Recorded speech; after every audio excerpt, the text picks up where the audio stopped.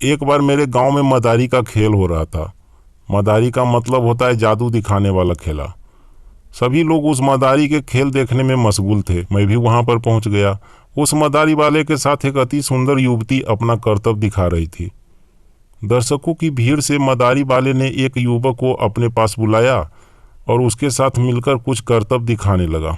वहां खड़े दर्शकों की भीड़ में कुछ युवाओं की नजरें मदारी के साथ वाली उस युवती पर टिकी थी। उस युवती को देख देख कर कुछ लोग अभद्र भाषा का प्रयोग कर रहे थे। मुझे ये सब देखकर अच्छा नहीं लगा और मैं अपना घर वापस आ गया। रात के 11 बज रहे थे। मेरे दरवाजे की कुंडी को कोई बजाया। मैं पूछा कौन? बाहर से आवाज़ आई, बाबा जी दरवाज़ा खोलिए। मैं दरवाज़ा खोला तो देखा कि अपने हाथ में टॉर्च लिए 2 लड़का खड़ा था। मैं बोला क्या बात है, क्या हुआ? एक लड़के ने बोला बाबा जी मेरे साथ चलिए, मुझे आपसे एक पूजा करानी है। मैं उस लड़के को पहचान लिया था। वो मेरे बगल गांव का एक जजमान का पुत्र था। मैं उसके साथ चल पड़ा। वो लड़का अपना घर नहीं ले जाकर एक सुनसान जगह पर ले गया। मैं जब वहां पहुंचा तो देखा कि वहां पर 2 व्यक्ति पहले से मौजूद थे। जब मेरी नज़र उस मदारी वाले पर पड़ी तो मैं सोचने लगा कि ये मदारी वाला इन लोगों के साथ क्या कर रहा है। मैं उस लड़के से जो हमें वहां पर ले गया था उससे पूछा कि कहाँ करनी है पूजा, इस सुनसान जगह में? क्या बात है, कोई कुछ बताएगा भी? यहाँ चल क्या रहा है? हमें थोड़ा थोड़ा डर भी लग रहा था कि इस सुनसान जगह में हमें लाया क्यों गया है। इतने में वो लड़का बोला बाबा जी वो बात नहीं है, यहाँ पर कोई पूजा पाठ हमें नहीं करानी है। मेरी पूरी बात सुनिए। ये जो मदारी वाले भैया है ना, इनकी बहन हमें बहुत अच्छी लगी और मैं उसको जीवन संगनी बनाना चाहता हूँ। ये मदारी वाले चाहते हैं कि मेरी शादी उस लड़की से हो जाए, पर वो लड़की हमें नहीं चाहती।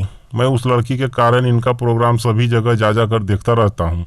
वो लड़की हमें बहुत अच्छी लगती है। अगर मेरी शादी उससे हो गई तो मेरे बूढ़े माँ बाप को एक सहारा मिल जाएगा। आपके बारे में बहुत ही चर्चे सुन चुका हूँ बाबा जी। आप अगर चाह लेंगे तो वो लड़की राजी हो जाएगी। मैं बोला क्यों, तुम्हारी शादी नहीं होगी? जो उस मदारन से शादी करेगा समाज क्या बोलेगा? तुझ पर थूकेगा सब लोग। तेरा माता पिता जब इस बात को जानेंगे ना तो वो जीते जी ही मर जाएंगे। लड़का बोला समाज का हमें कोई फिक्र नहीं, मेरा समाज बहुत ही गंदा है बाबा जी। मेरी शादी पहले ही एक लड़की से हो चुका है। जब मैं शादी करके उस पत्नी के साथ रह रहा था तो इसी समाज के कुछ कमीनी औरतें मेरी पत्नी के दिमाग में मेरे बारे में कुछ गलत फहमियाँ डालकर उसे सदा के लिए हमें छोड़ने को मजबूर कर दिया और मेरी पत्नी हमें छोड़कर किसी और से शादी करके अपना घर बसा ली। मेरे माता पिता भी इस समाज से घृणा करते हैं और उनका कहना है कि तुम किसी से भी शादी कर लो, लेकिन उस शादी में उस लड़की एवं उसके परिवार का राजी होना जरूरी है। बाबा जी आप ही कुछ कर सकते हैं। लड़के की बातें ध्यानपूर्वक सुन लेने के बाद भी हमें उसकी बातों पर विश्वास नहीं था, क्योंकि वो मेरे साथ पहले ही विश्वासघात कर चुका था। जब यही काम के लिए हमको लाना था तो पूजा पाठ का बहाना क्यों करके लाया? हमें उस लड़के पर बहुत गुस्सा आ रहा था। मैं बोला तुम लोग पहले अपना अपना घर जाओ, मैं पहले तुम्हारा माता पिता से मिलूंगा, उसके बाद ही मैं कुछ कर सकता हूँ। अब हमें अपना घर छोड़ दो। लड़का बोला बाबा जी अभी ही मैं आपको अपने मम्मी पापा से मिला देता हूँ। ये सुनकर मुझे गुस्सा आया और मैं बोला तुम पागल हो गए हो क्या? अब इतनी रात को मैं तुम्हारे साथ तुम्हारे माँ बाप से मिलने जाऊँ? मैं नहीं जाऊँगा। इतने में वो लड़का मेरे पैर को पकड़कर रोने लगा। मैं बोला ठीक है चलो, लेकिन तुम्हारा काम बहुत ही निंदनीय है, तुम बहुत ही गलत कर रहे हो। इतना बोलकर हम लोग उसके माता पिता से मिलने पहुंच गए। वहां पहुंचकर देखा कि उसके माँ बाप का स्थिति बहुत ही खराब है। दोनों अपने बेटे को लौटने का इंतजार कर रहे थे। मैं उन दोनों को देखकर ही समझ गया कि इनकी देखभाल करने के लिए एक बहू का होना बहुत जरूरी है। मैं उस लड़के को बोला तुमको जो कर रहे हैं उसको ध्यान से करना।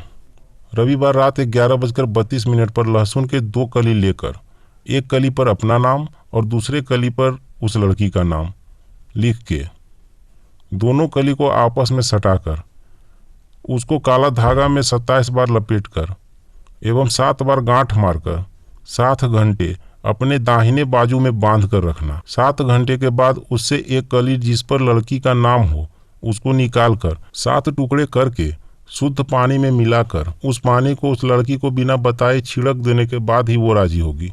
मैं इन बातों को बताकर वापस अपना घर आ गया। कुछ दिन के बाद वो दोनों परिणय सूत्र में बंध गए। इस लड़के की परिस्थिति पर तरस खाकर शायद वशीकरण भी तुरंत अपना काम कर दिया। युवावस्था में जीने वाले कुछ लोग ये समझ लेते हैं कि वशीकरण कर देने से किसी को भी अपना बनाया जा सकता है, पर ऐसा नहीं है भक्तों। वशीकरण भी उसी का कार्य करती है जो निस्वार्थ भाव से इस कार्य को करे। सिर्फ एक व्यक्ति की भलाई वशीकरण से नहीं हो सकती, अगर दोनों की भलाई हो तभी वशीकरण सिद्ध होता है। भक्तों, बाबा के दरबार से घंटी जरूर बजा कर जाएं, तो भोलेनाथ आपके सारे कष्ट दूर कर देंगे।